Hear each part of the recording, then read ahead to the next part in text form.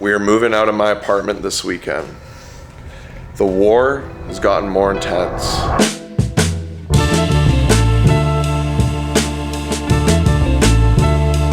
Through all this stress, the one thing that's kept me mentally sane is exercise.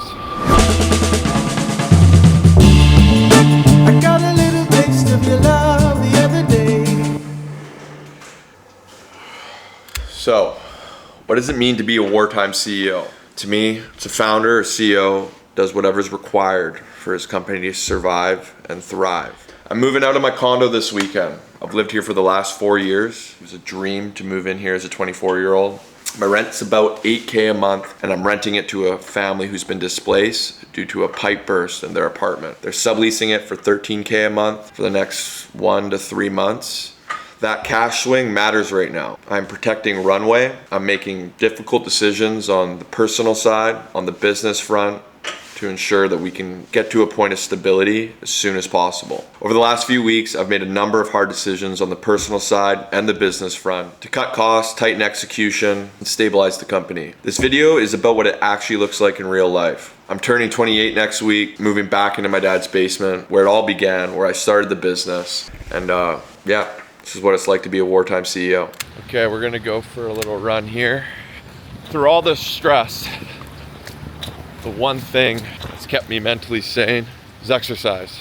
It's taking care of myself. It's being my own best friend and putting my health and recovery first. I know I talk about it all the time, but it's true. Number one predictor of that is consistent stimulus, both weight training, for me, just short distance running, and then my bedtime. My bedtime predicts the quality of my sleep and my resting heart rate, which are the two most important variables to ensuring I can focus and execute, which is super important when you're in a cash crunch like I am. When it's wartime, you have to be at your best. So we are here at the seawall, probably my last run here for the unforeseeable future. And it was my Q1 goal to do a sub 12:30 3K. It's last day of January today. We're gonna see how close I am to that goal. I'm gonna try to go sub 13 minutes. So I'll see you guys on the other side.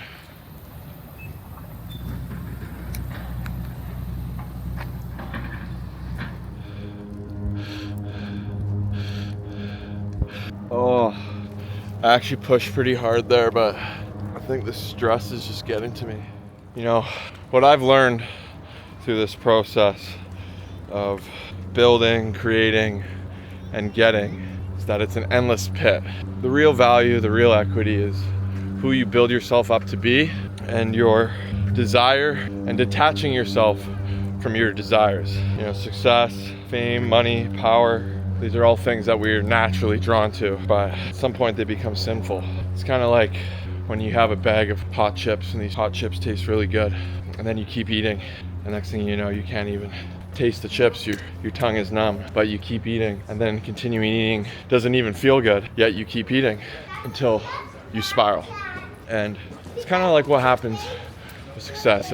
You keep chasing for the higher level and the higher level, when really, you know, you had everything you needed all along. It was the process that was giving you the true reward. And going through this cash crunch crisis, which, you know, calling it a crisis is only so true. I'm gonna get out of this, but it's really put things into perspective and helped me realize just how much more grateful I have to be right now. And when I get back to whatever level I desire to be at, to count your blessings, bless your foundation, and take nothing for granted. So many things in my mind the last 2 years stressed me out, caused me anxiety, and they were pointless. I made my own problems. I attached my ego to things that ultimately didn't serve me. And I think it's times like these that just help you realize what truly matters. Okay, good run there. I'm meeting my photographer to shoot 13 units. I signed a 13 unit tenant placement deal with a huge real estate family here in Vancouver. And yeah, see you guys there. Okay, the meeting I'm on the way to is a deal I closed at the end of last week. It started with a cold call. I reached out to this guy through Craigslist and Facebook Marketplace. It was actually one of his employees that was listing the units. I noticed that his media assets were terrible, iPhone photos, just not up to par. I found the owner's phone number through a directory. They're a very big real estate family here in Vancouver. I cold called him, got him to schedule an in-person meeting with me. I assumed his pain points, given it's a tough market right now. Units are not renting fast enough and prices are coming down. I told him, hey, I'm a hustler, I run a company, and I think I can rent your units out faster and for possibly more money. We're gonna upgrade your media assets. We're gonna ensure that the tenants we place are well vetted. We're gonna relieve the duties in navigating this tough market. I sold him on my story, how I got started, the fact that I'm still in business even though I started in a market that's been heavily regulated, and that my clients continue to work with me because I provide strong results. He took a chance on me, he signed a contract. Now we're starting with 13 units. That could possibly double over the next 3 months. It reminds me a lot of how I got started. I used to take 20 cold calls a day. I would dial up people on Facebook Marketplace and sell the hustle. Call them, say I was a 21-year-old, I think I can make you more money than what you have your place advertised for by exposing your home to the furnished rental market. I would fail. Wouldn't even be able to get some words out sometimes when I'd call people. But over time I got better.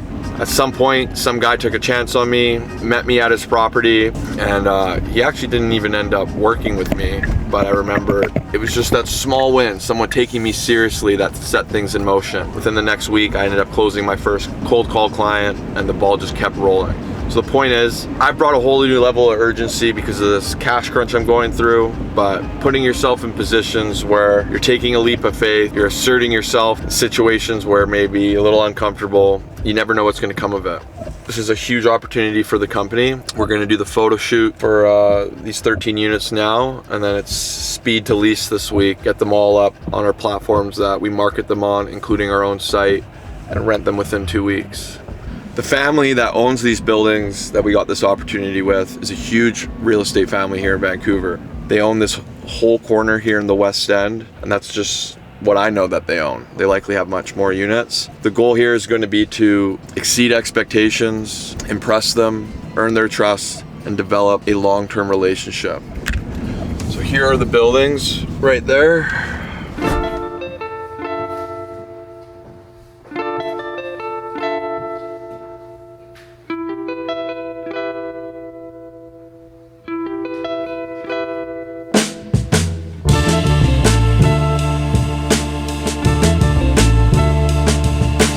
Out of the 13 unit project here, this unit is the nicest one. This is an older building in the West End of Vancouver, just off of Beach Ave. This is a penthouse suite, 2 bedroom, 2 bath. It's actually got a lot of nice open space, and it has 3 decks, which is uncommon here in Vancouver. Beautiful views of English Bay Beach. Got the Cactus Club right down there. Yeah, the West End's a nice neighborhood. I have our professional photographer in the other room taking photos. I'm out here grinding, taking iPhone videos, because we are paying for the photography for this project.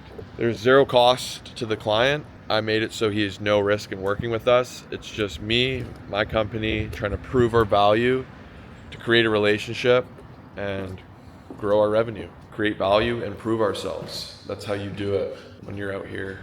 So these are the buildings right here. Here's one, and the other one's right there, right on the beach. And the client owns this whole corner of the West End, all these buildings. So the goal here is to build trust, win him over, exceed expectations, impress him, and get more opportunities without any cost to him to start. Okay, I just shot 15 units, actually, not 13. I took video walkthroughs and iPhone photos of all 15 units. The professional photographer is only taking pictures of the unique layout units. That way we are not overspending on photography. I haven't done that in a long time. Kind of felt good to get scrappy there, get back to my roots. Now I'm gonna meet with the photographer, make sure he knows the plan, the rest of the shoots, go home, work out, and get back to work. Okay, we're headed to the gym now, guys. The last thing I wanna do right now is go to the gym. I just spent the last 2 hours packing up my apartment. Now it kind of makes me a little anxious, not gonna lie, that I'm moving back to my dad's for 3 months, this apartment. But, you know, it just so happens that my higher self doesn't really give a fuck how I feel. I just know I should probably go to the gym. Probably just equally same amount of suffering if I were to stay home and just scroll or watch YouTube rather than just go and work out. And I know that once I get my body moving, yeah, it might be a bit uncomfortable, but it starts to feel good. So I'm gonna bench. We're gonna do a little shoulders and arms, a little bit of chest maybe, and just get saucy in the gym. Just get the blood moving and shake off this anxiety. Just keep having faith that it's all gonna work out. And when shit hits the fan like this, there's a bigger plan for you. You stick to it. Stick to your integrity and just keep giving it your all.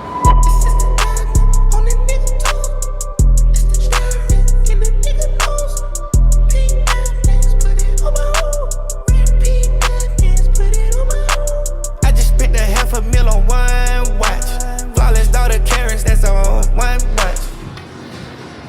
Never underestimate what a workout with a little Gunna and Kodak blasting in your earbuds do for your headspace. You might just remember you done been him all along. Fuck, I'm corny. Guess who's back? It's me, Caitlin Heaps. Back for good. You'll be seeing a lot more of me. We'll see about that. You better behave. Look at that high definition try. So good. La la la la da.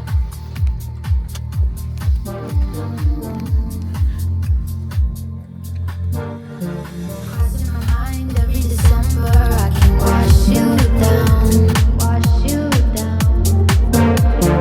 Always denied all of my feelings, no distractions now.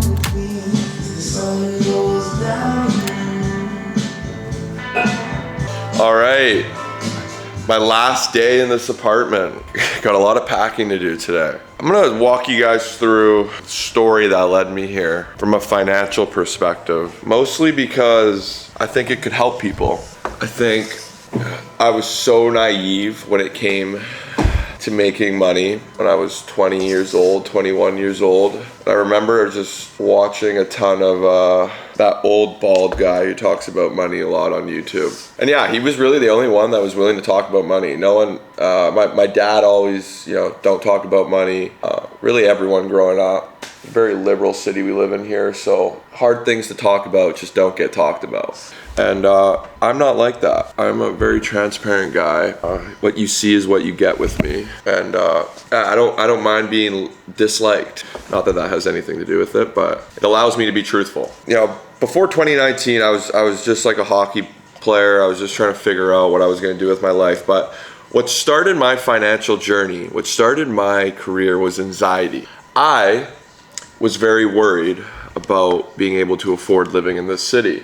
My dad was a great example as to how to work hard, how to be a businessman, how to hold yourself, how to just be good socially and hold business relationships. He did fine. He did very well, actually. But obviously, I'm not the one to want to depend on anyone, and he's definitely not the guy to give infinitely to his kids. He wants to see his kids figure it out for his own. So by the time I was out of high school, which is now 10 years ago, all anyone could talk about was real estate prices just skyrocketing. In my mind, I was like, well, I'm gonna get like the nicest home in Vancouver. Back then it was gonna be through playing hockey and making the NHL, and that didn't happen. It came from wanting to figure out how to afford to live in a city like this, let alone maybe have a nice place to live. In 2019, I started renting homes. By the end of 2020, I was probably making about $5,000 a month with these 5 homes. One client referred me 8 people, and by the end of 2021, I went from 5 homes at the start of the year to 30, and I was able to hire my first couple employees, and I was probably doing about $20,000 a month by the end of the year. 2022 rolls around, and this is a year where we popped off again. I went from 30 homes to 100 homes, 110 homes by the end of that year. At our peak, we were doing $130,000 a month. It was a good year. I ended up moving into this apartment that year, in this summer. I think I averaged about $50,000, $40,000 a month net, just straight cash to the company, and I was paying myself about $15,000 a month. The following year, we started the year doing $80,000 to $100,000 a month, and by the end, but at our peak, In July and August, we were doing 230,000 a month. But at the end of 2023, the regulations changed for short-term rentals, and it totally flipped everything. No one understood the rules of short-term rentals, and a lot of our clients were leaving. So I had to fire half the company. After the regulations hit and I decided I had to reinvent my company, I started spending to create an innate advantage for the company, a value proposition that made us stand out and would make it so we could attract business rather than go and chase business. So I got into long-term rentals. I got a licensed brokerage. I had to hire a managing broker for $90,000 a year. He set everything up, and it was just burning cash. And in the meantime, I wanted to build a rental marketplace for all durations. It made no sense to me as to why we had to split short-term rentals and long-term rentals at different sites. I made the dumb decision as a naive 25-year-old to try and build a rental platform that, should really cost millions to help create an advantage for the company and attract people and make us different. Started with an agency that just screwed me over, took a year to build and costed me about $180,000. They built a no-code, low-code site that was really just a glorified booking site. We ended up doing $1 million in sales in it over the last year, but it didn't give us that true advantage I wanted. While this was all happening, one of my customers scammed me out of $200,000, and one of my employees stole $250,000. We went to market, and I was spending a ton on content as well. Marketing content was totally new to me. Airbnb had done most of my marketing for me in the past. Now we weren't trying to play Airbnb's game. We were trying to play our own game and communicating our own value. I hired a full stack dev that cost me about $12,000 a month, and he started building our current site over the last year. It got to a point where my overhead was on average about $130,000 to $140,000 a month over the last 15 months. Without having a leg to go to market and actually trying to, put ourselves out there to get business, our revenue just couldn't sustain. In the peak months in 2025, we were doing about $200,000, $180,000 a month. Our top line grew year over year, every year.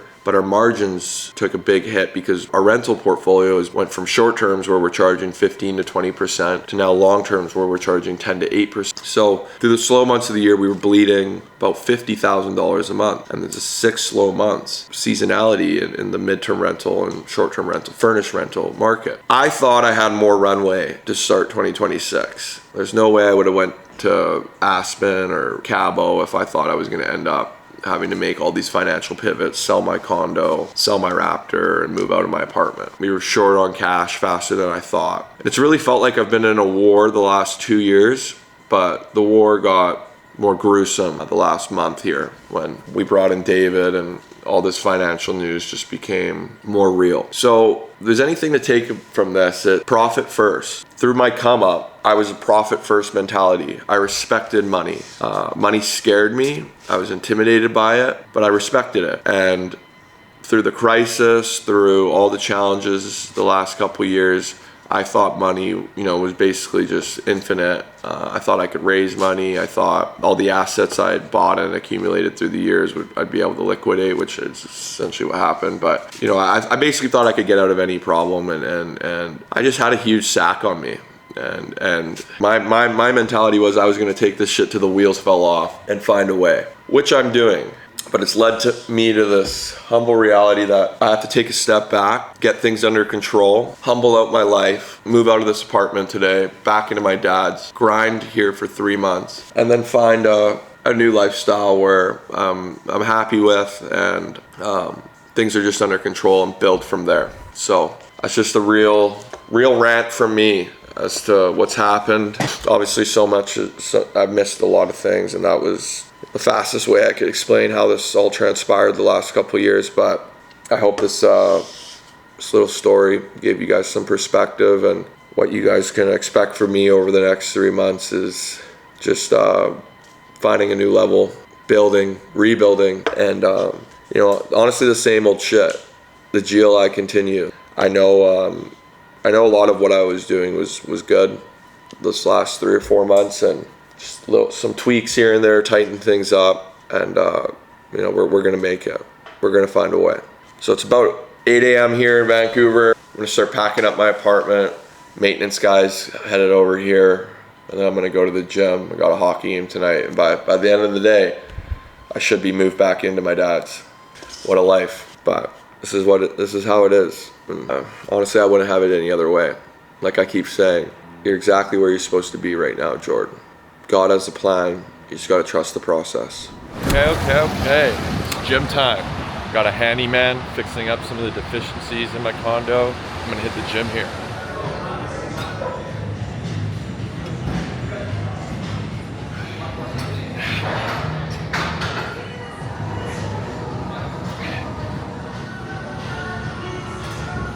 So what I've come to realize while filming this vlog is that the narrative for this video caused the plot, and now the actions I'm taking thereafter are me overcorrecting my capacity for indulgence. So you see, to become a man, you have to find the mean of virtue between both ends of the sword. Willpower, a virtuous trait of a man. Too much, and you're self-deprived. Too little, you're overindulgent, right? As a boy, you start off with too little willpower, you're overindulgent. And as a man, you develop willpower and maybe you go too far and you self-deprive. Courage, too little and you're a coward. Too much and you're brat. I've been listening to a bunch of shit lately, and apparently to Aristotle, the only way a boy becomes a man is to overshoot his capacity for virtue. And that's essentially what I've done. I don't know exactly what virtue it is, to be honest. Is it willpower? Is it ego? I'm still trying to figure that part out. But you start in a deprived state. You're a boy, you're over dependent on your parents. And then you go for, really the only way to find the golden means is what I'm saying. It's to replicate some character, some example that overdoes it. And then when you fuck up in life, like I have, life whacks you, you correct yourself and you find your middle ground, you find your harmony. I mean, that's what right now is for me, correcting. I overshot, I got too ambitious. That's probably the virtue. And now I'm finding my ground. So, not the easiest concept to explain, but I hope that makes sense to you guys. And like I always say, I hope it helps you guys. I eat the same shit every day, folks, because it's good for me. You on a plug right now? I just so happen to chew every day too, but that's not good for me. But I like it. And there's compromises in life, sometimes. Beyond grateful to have lived here the last 3 or 4 years. I'll be back, but so many good memories. Just look at that. Not the right lens for it, but Vancouver is such a beautiful place. And yeah. Okay, here we are, back in my old room. Except this time, it's actually my sister's room. Except she's at Western and she got a job in Toronto. So yeah, very lucky to have parents that I can fall back on. This is the right move for the company. It's wartime. And like I said, my comfort, my preference simply doesn't matter right now. Going back to our roots, back to the slums, basement of my dad's place. But honestly, I think it's right. It's a good reset. Yeah, I'm happy I'm back on the west side, honestly. Downtown can be a bit of a mess. I'll see you guys tomorrow. Rest of the move takes place then, and we got a full day at the office. And Mondays, squats, sprints, same old shit. All right, first commute to the office after transitioning to my dad's place. One of the best things about the transition is the fact that the office is like 10 minutes closer. Not gonna lie, a lot of things irritating me this morning. Yeah, I'm not going to go into detail about it, but a little bit of a transition living in a basement from where I was at.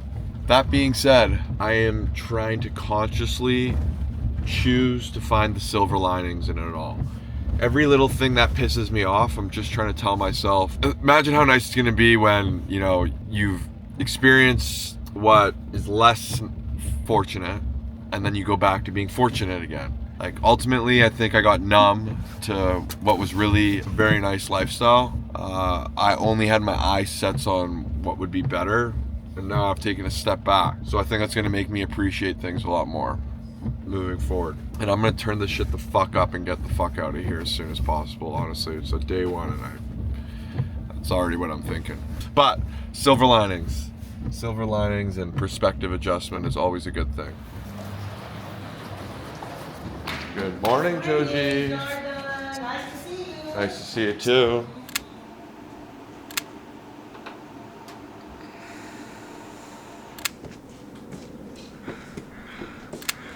Okay, one take Mark. What is your motivational quote for the day? Motivational quote of the day is, I have no fear, I do not wander, I rule, I conquer. Bang. That's why they call him the one take Mark. All right, hammer time. We're out of here. Thank you. Yeah. So that's my realtor, Mark Hammer. Call him Hammer Time. Hilarious guy. That guy is a grinder. He's done extremely well for himself. And he owns this like older East Van home that has 4 units in it. He's just invited us to come take a look to see if we want to rent it out. They're not like our typical, nice units. They're just say economy, but we'll take that business right now, even if it's a tenant placement. Cash through the door adds up. So easy guy to work with. Nice place when it's sunny out, actually. And yeah, we're gonna go do a little shoot at this building that we're leasing out in the West End.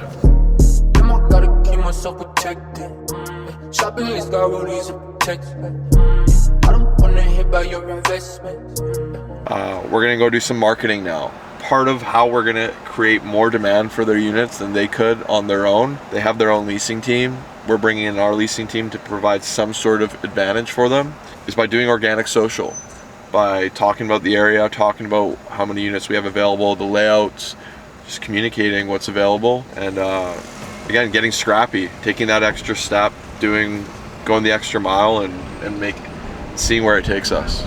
So Zay and I are gonna spearhead this and just fucking rip some scripts and make some videos. Let's do it.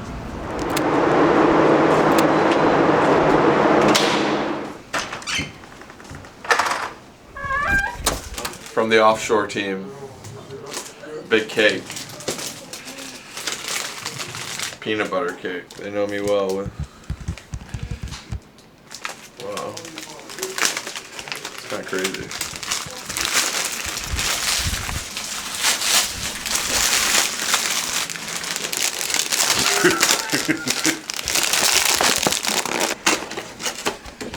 There we go. Happy birthday, congrats on surviving us. Congrats on surviving bankruptcy.